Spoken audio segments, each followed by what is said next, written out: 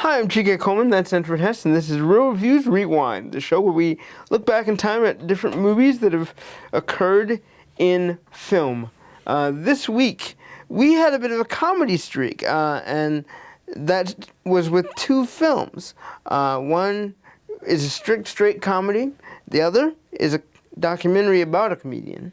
The first of which is Johnny English, the Rowan Atkinson Bond spoof from, I believe, 2001. Stars Rowan Atkinson and Natalie Imbruglia, which, if you don't know who that is, it was a famous pop singer of the early new millennium. The premise of Johnny English is that a bumbling, I want to call him a bumbling account man. Is that fair? Account man in what sense? In the sense that he gives the secret agents their files for their missions. He's a paperwork pusher in the beginning, yes. He's a paperwork pusher. Unfortunately, there's a tragic accident, and all one of the funniest parts of the movie, I gotta say. The best. MI6, is it? Yes. MI6 is down a bunch of agents, and they've only got one left. And he's the only agent who knows what's going on, because all the other ones were killed. And so, Johnny English becomes the world's leading British secret agent. Assigned to the top priority mission of trying to, I can't say this without laughing, protect the Queen's crown jewels. And in the sense of, this movie is funny. It's funny in the dumb way that you can laugh at and be okay with. Rowan Atkinson gives a very solid performance. You can tell that even at his age, early 50s, I would guess, he still has the comedic timing that he did when he was 20s and 30s in Mr. Bean. Yeah, I don't know that he was quite that old. But yeah, I think that, I mean, the timing of the movie, it's, yeah, absolutely. Go on, I'm sorry. Yes. So, I mean, the comic timing of Rowan Atkinson has not changed. All the slapstick is funny. I would say that the most funny scene that we get in Johnny English happens so early on that you might forget about it. It's when he accidentally takes out the secretary, and all the things are happening behind the secretary as he's getting this mission briefing about how to protect the crown jewels and what it means to do that. Yeah, his character's kind of, and I think you commented on it while we were watching it, he's kind of bumbling and yet competent at the same time. And he sort of goes back and forth between one and the other. You know, and so, you know, you're right. He picks up this pen and he's like, oh, this pen, you know, looks like one of these ones that we used to have, and you would double click here and then shoots the secretary. But you're right, the visual gags that go from there. The visual gags that go from there are my favorite type of comedy, where something so egregious has happened and you're looking behind the conversation. Like, they literally have a full set of EMTs come in, they like do shock treatment to try and get her back to life, and then they do a nice little callback toward the middle of the film, and the secretary's looking all mean at Johnny English because she's in a wheelchair now because he hit with the dart. So, yeah, there are lots of really great moments, but that to me is the top moment of the entire film. You have John Malkovich playing a Frenchman, which I didn't even recognize John Malkovich. I guess that shows how much he can disappear into his roles, because I'm not really thinking about what he looks like in wigs. Well, yeah, he had a wig on, so it is a little weird to see him with hair. Weird wig and an accent that makes sense will make John Malkovich disappear, kind of, I guess. Yeah. So what did you think of Johnny English? Well, to me, this is, you know, I go back to something I've said on the show before, which is I'll watch any genre of movie as long as it's executed well. This is a really well-executed parody. It's a parody of the Bond movies, and I'm a big Bond fan, so I could, you know, I love those touch points. But, you know, like you've alluded to, they execute so well on the slapstick. I mean, the slapstick is over the top, crazy, stupid, but funny. And you just have to turn off the part of your mind that says, oh, I expect a movie to have characters I care about, or, you know, I was actually really happy about this. It didn't have any kind of romantic, even though they introduced this female character, they didn't even try to have a romantic lead. Even at the end, they're like, nope, that's not happening. Yep. And I like that. I mean, they kept their focus. It's a crisp 90-minute movie. It runs along. There are a couple scenes that, for comedic effect, they drag out. I'm thinking here like the one where he sort of interrupts a funeral, where this moment kind of happens, and you're like, oh no, it's gonna happen, and then it happens, and it keeps going, and it keeps going, and it keeps going, and to me that's again some of the beautiful timing that they did. They know how to extend that comic moment, and it just keeps going and keeps going, and then they finally bring it to a close. Yeah. So. The poop joke is one that, for me, ran a little long. Yeah. And then they recalled it shortly after that, and they were just like, we've been through this. I don't want to go through it again. But like you said, referencing back to earlier jokes, they do that. That was great. So, I mean, you have to accept a movie like this for what it is and go in with the right attitude. I mean, we saw it in the sense of, hey, we just want to watch a stupid comedy. Yeah. And, mission accomplished. Yeah, mission accomplished. Great comedy. So would you recommend people see this? Yes, I mean, I think you need to be aware of what you're getting into. It's very silly humor, but it's really well done silly humor. And again, I think that's a really very fine point to put on it, is that it's not like completely stupid silly humor. There's a lot of intelligence behind the filmmaking. It's just that the style of humor is very silly. I'd recommend it for people who like things like Monty Python or Benny Hill or some of the more slapstick, or Mr. Bean. Yeah, or Blackadder. Or Blackadder, which is where Rowan Atkinson really got his first exposure. People who appreciate that kind of sort of manic physical humor, you're going to like this. Now, you mentioned that there was a sequel, and now there's going to be a new one. Yeah, third one, yes. Mm-hmm. So, I never saw the sequel. Would you be interested in investigating into the sequel? No, because this is one where my gut tells me the sequel is just, sort of rehashing some of the best bits of the first one, and it's never going to be as good as the first one. Well, you might want to see the third, because the third brings back a character from the first that isn't in the second. Oh. So, Queen? What? The Queen? No, that would be amazing. Okay. The partner he has in the first movie. Oh, yeah. That guy was, I don't know his name is. But no. He was a good kind of comedic foil. He helped, to me, from a plot perspective. So, he, like we said, he's sort of half competent, half bumbling. Yes. But his sort of number two person is very competent. Yeah. So that helped get the movie through the plot points of how does he actually get things done when he's as bumbling as he is? Well, with the aid of his number two guy. He was kind of serious, but that worked well to play off for Rowan Atkinson. Indeed. Now, Natalie Imbruglia, they didn't do enough with her. Didn't do nearly enough with her. Yeah. She was in it, and then she wasn't, and then she's there at the end. I don't really understand what their point was with her, because I don't think they were going for love interest, but I think they were going for somebody who could challenge English. Possibly. More so than the partner, I mean. Yeah. One last kind of comment on it. I mean, I think that, let me ask you this question. Okay. This is a very British movie. Yes. Does it translate to American audiences? No. Okay, why not? Our humor has to be even more in your face than that for it to work. Look at movies like Bridesmaids, The Hangover. Or Trainwreck from earlier. If I was going to go with an analogy to him for an American audience, I would go more with like Jim Carrey. I'm thinking like Liar, Liar. Yeah, you need to go that far for it to actually make people laugh and go, oh my gosh, that's hilarious. We need to, yeah. Just in the sense of a sort of rubber-faced, one-man joke-a-thon. It needs to be bigger. See, I think Rowan Atkinson a much more fair, be it subtle performer than someone like an expressive face like Jim Carrey. Jim Carrey is just manic. Yes. And Rowan Atkinson is carefully planned, meticulous beats that execute to a finish that makes sense. Like a good ice skating routine. Whereas Jim Carrey is just like, all over the place until it sticks, all over the place until it sticks, all over the place until it sticks. Good point. So, That's what American audiences, I think, are attracted to. That's why the British humor doesn't translate. And that's why the Johnny English movies don't really do that well in America. Right, right. And I'm told that the third is going to be the last in the series after doing the character for 15 years. I would think so. Well, let me ask you this. Do you need to sort of know Bond movies for this? I don't think so.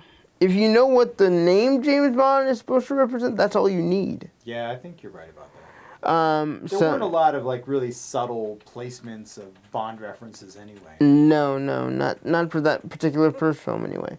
But I do recommend it for people just to try a different type of humor. So that is our first review of Johnny English. We both say yes. The next film I want to discuss is one that I've actually kind of been dreading watching. And that is Robin Williams' Come Inside My Mind, which is the HBO documentary regarding Robin Williams' life and times as a comedian, a person, a father, a friend. Here's the thing about Robin Williams that always struck me. The man was like lightning. He kind of struck, but stayed striking at that same voltage, at that same speed, all the time. He was always a countless entertainer. He worked himself to exhaustion on every possible occasion, because I think, like many comedians who do comedy, his endorphin was the idea of getting that great laugh. They mentioned early on in the documentary about how Jonathan Winters, as a late-night comedian, made his father laugh, and since his father was such a serious person, kind of that was the impetus for Robin to be like, well, I gotta learn how to do that. And Robin's mother, credit to her, was also a very funny human being, and he loved her humor, so I think he fed off of that. He didn't want to be the serious person that his father was. I really love this documentary for the fact that it goes into how Robin Williams became as big as he is. I don't think I got enough information on Robin Williams, the person.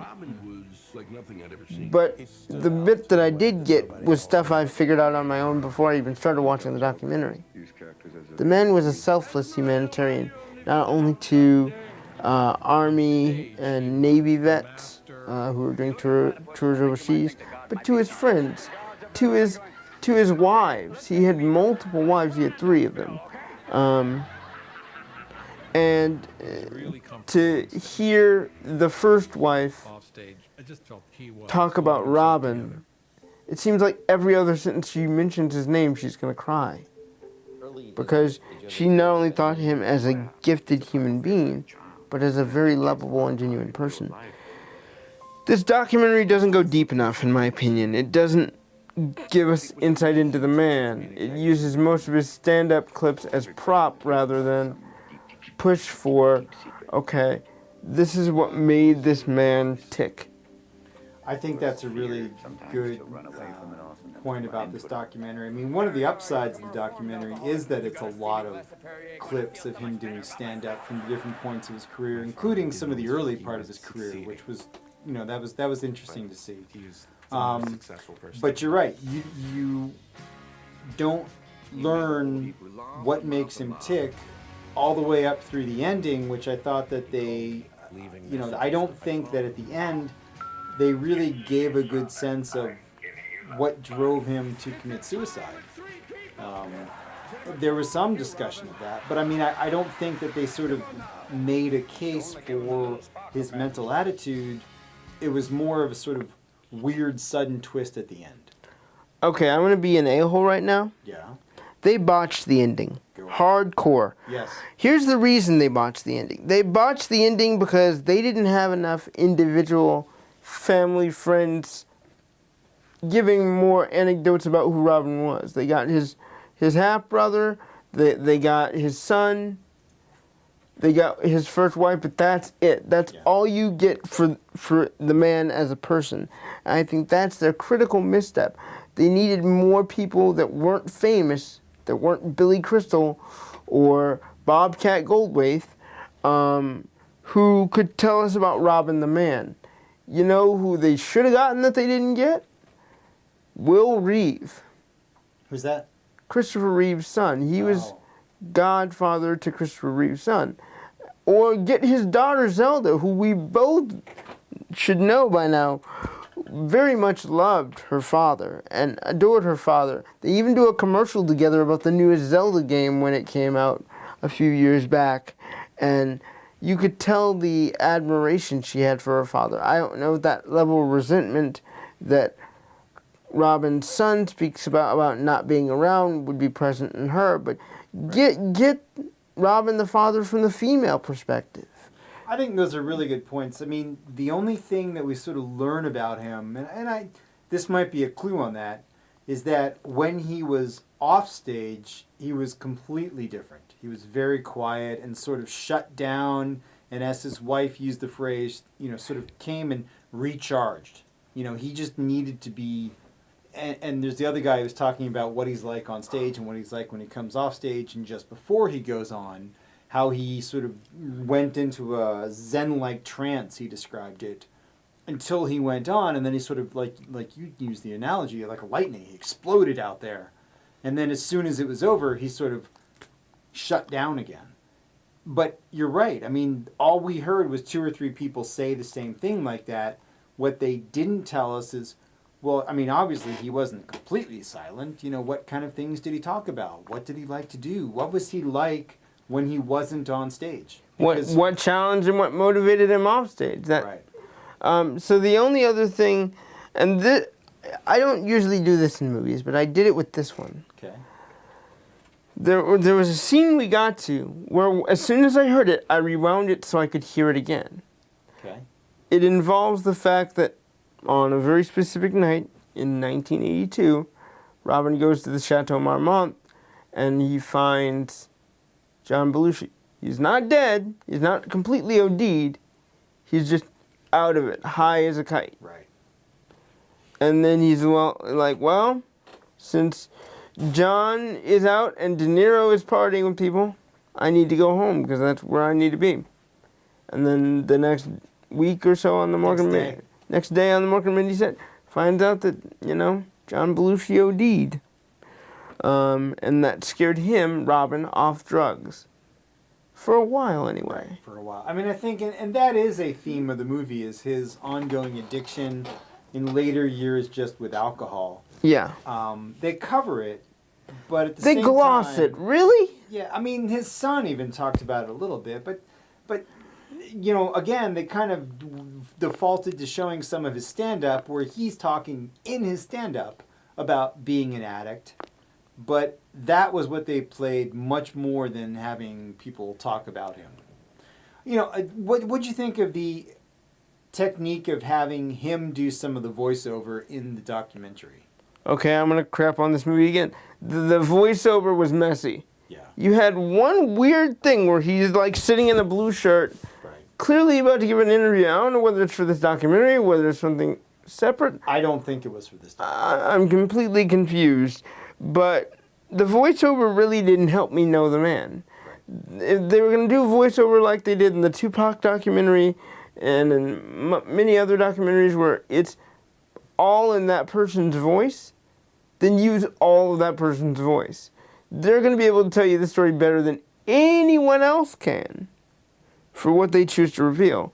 And the fact that they just popped in the voiceover, used a bunch of archival footage, and then talked to people, it isn't enough for a man that was that brilliant, that much of a class act, that much of a timeless impressionist, improvisationalist, and voice actor who dominated our lives for the better part of 40, 50 years.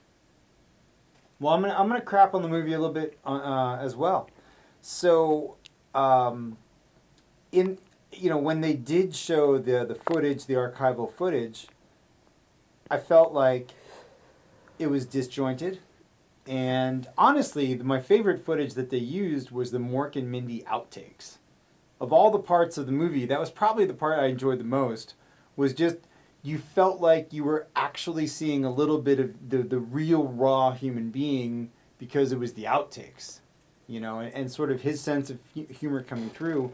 But beyond that, the use of clips and stuff was disjointed. You know, I think you made that point, and sometimes out of sequence. The only other moment that I really enjoyed, and I didn't rewind for this one, was the Billy Crystal tapes. Yeah. The Billy Crystal voicemails. Because I've heard that talked about before, but I've never actually heard what that would have sounded like. And once I did, I was like, oh, I want all these released. Just give me all of them. That. Yeah, I mean, if anything, watching this movie, you know, makes you want to...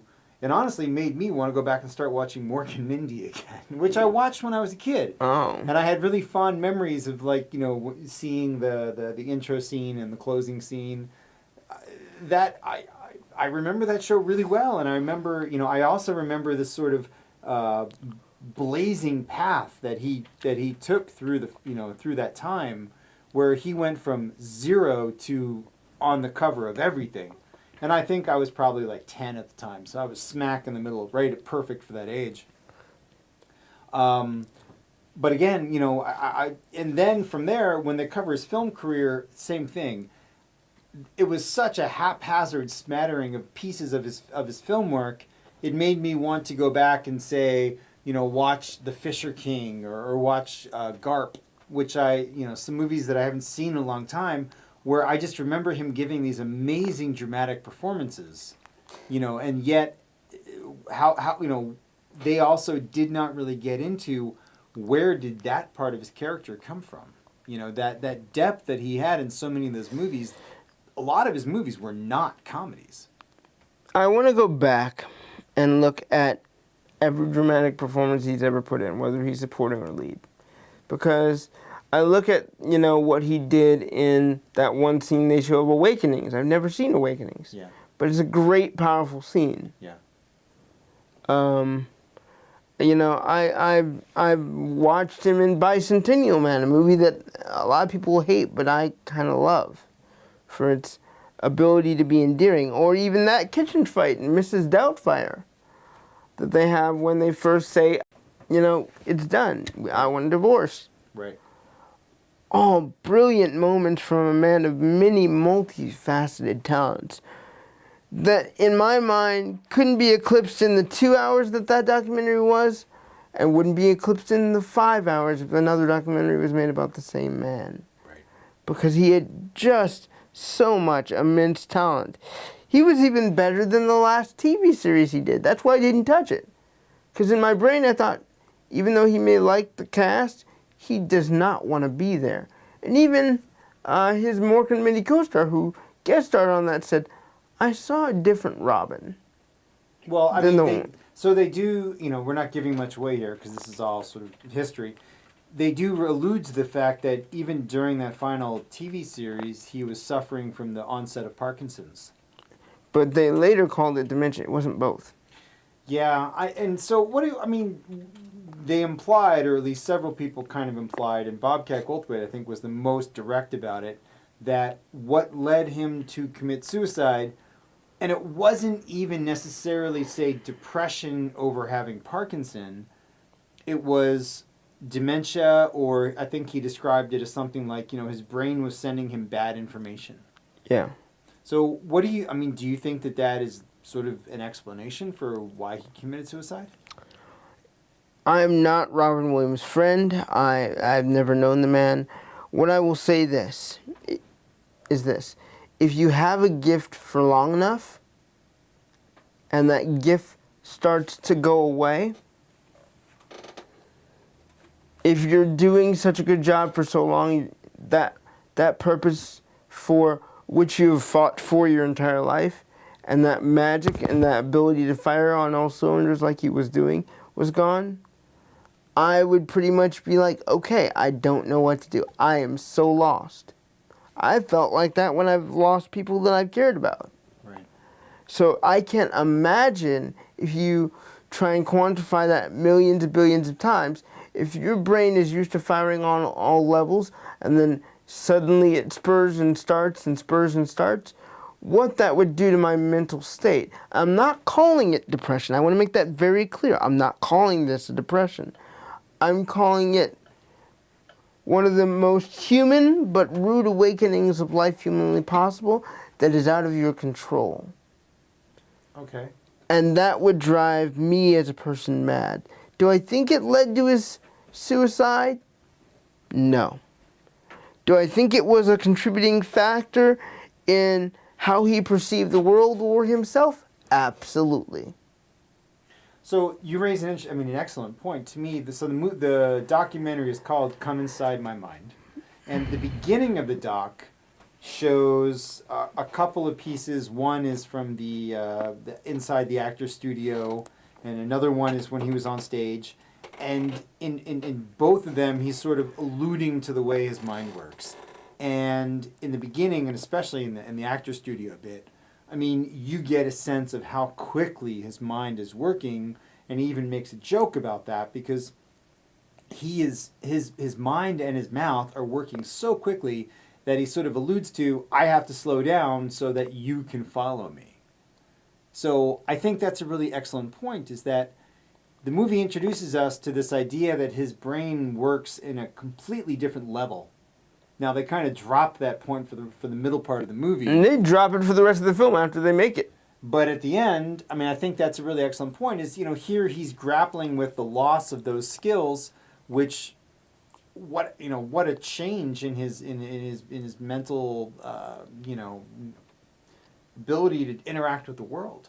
So maybe that does make sense. I don't know. I'm left with a lot of questions at the end. Do you like this movie ultimately?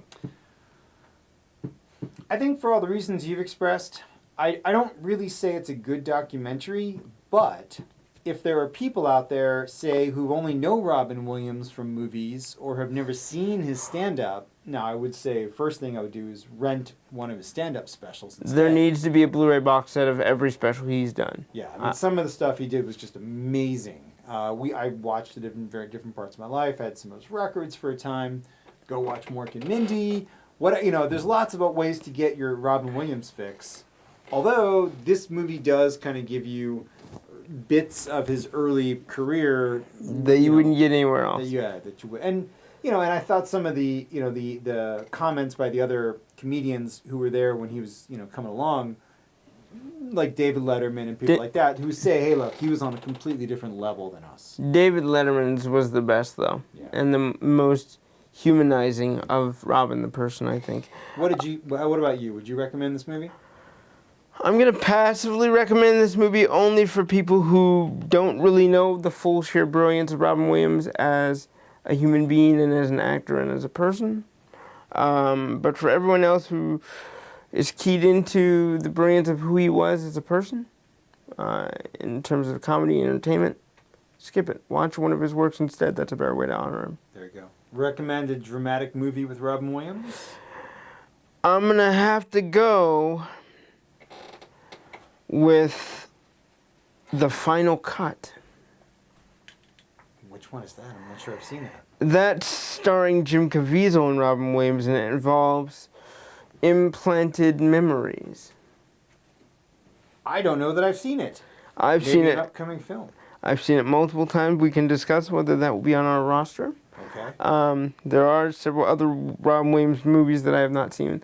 Don't hit me for this, like Good Morning Vietnam. It's all right. I've not seen Waiting for Guffman, which I think was his. No. Oh, okay. It's Christopher. World According to Garp. World According to Garp. Yeah. I have not seen that either. So we will talk about doing a Robin Williams related theme. Maybe this week, maybe next week. Since you mentioned a Bond film, there might be one there too, because there is one I haven't seen. A Bond movie? Yes.